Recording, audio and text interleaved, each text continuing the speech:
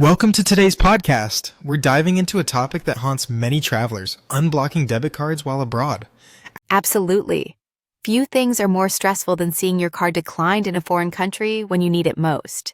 It's almost like a rite of passage for travelers, isn't it? So many people experience this and panic. Totally. But why does it even happen? Is it always because of suspicious activity? Not always. Banks often block cards automatically if they detect transactions from unusual locations, even if it's really you. That's true. Their algorithms are designed to protect us, but sometimes they're a bit overzealous. I once had my card blocked in Tokyo after buying a coffee. Not exactly the world's biggest heist. That's hilarious. I had a similar experience in Madrid just after landing. Couldn't even get a taxi. It's crazy how little it takes. Sometimes just one out of pattern purchase and boom, card blocked. So what's the first thing travelers should do to avoid this? Always inform your bank about your travel plans before leaving. Many banks now offer an option online or via their app. Yes, that's a lifesaver. But not all banks are up to speed with that technology, right? True.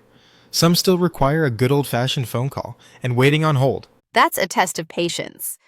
But seriously, what if people forget to notify their bank? If you forget, the key is to stay calm. Contact your bank immediately. Most banks have a 24/7 helpline for these cases.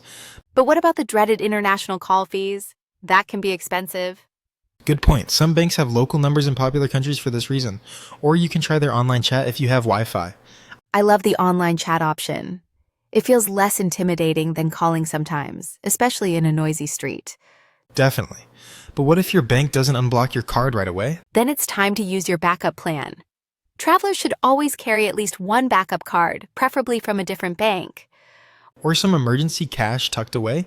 Even a small stash can save you from being stranded? Absolutely.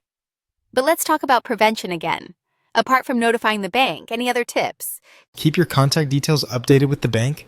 If they can't reach you to confirm a transaction, they might block your card. That's true. And sometimes they send a text asking if it's really you. If your number is outdated, you'll never get it. Exactly. And let's not forget about card settings. Some cards have regional restrictions you can adjust online. I didn't know that. So you can set where your card works? Yes, some banks let you enable or disable international transactions for extra security. That's actually pretty neat. It's like putting your card in airplane mode.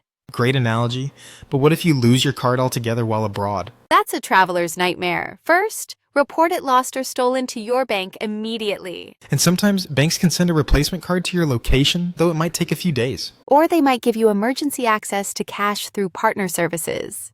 Exactly. But what about digital wallets? Can they help if your card is blocked? Sometimes, yes. If your physical card is blocked but still active digitally, you might be able to use mobile payments. That's a good workaround, but digital wallets don't work everywhere, especially in smaller shops. True, and not all countries are equally tech-savvy. Cash is still king in some places. So having multiple payment options is essential. It's like packing extra socks. You never regret it. Wise words. But let's get back to unblocking.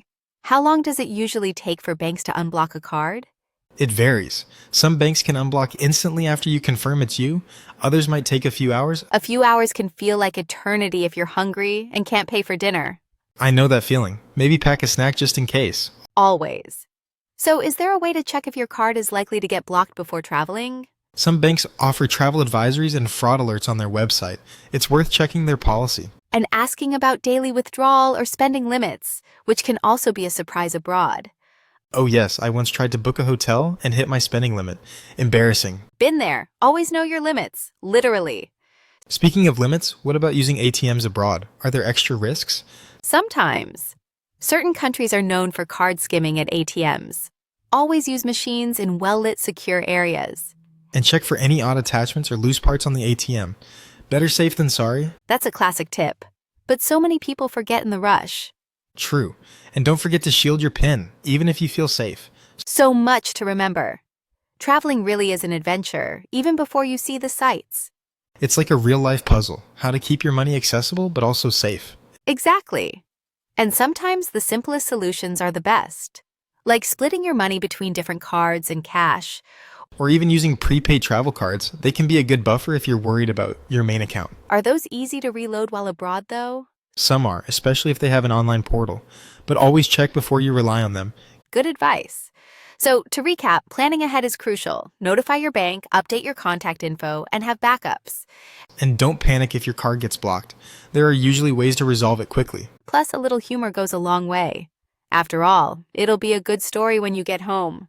Remember that time I survived 3 days on street food because my card was blocked? A classic. I'm sure every seasoned traveler has a story like that. It's almost a badge of honor. And it teaches resilience. You learn to roll with the punches and adapt on the fly. Exactly. Travel is about flexibility. Sometimes your plans get blocked, just like your card. Nice one. So, any last tips for listeners before we wrap up? Just remember, preparation is everything. And don't be afraid to ask locals for help if you're in a pinch. That's so true. People are often kinder than we expect, especially when they see someone in distress. And if all else fails, take a deep breath and remind yourself it's part of the adventure. Well said. Thanks for joining us today. We hope you feel more prepared for your next trip. Safe travels, and may your cards always work when you need them most. Until next time, happy exploring.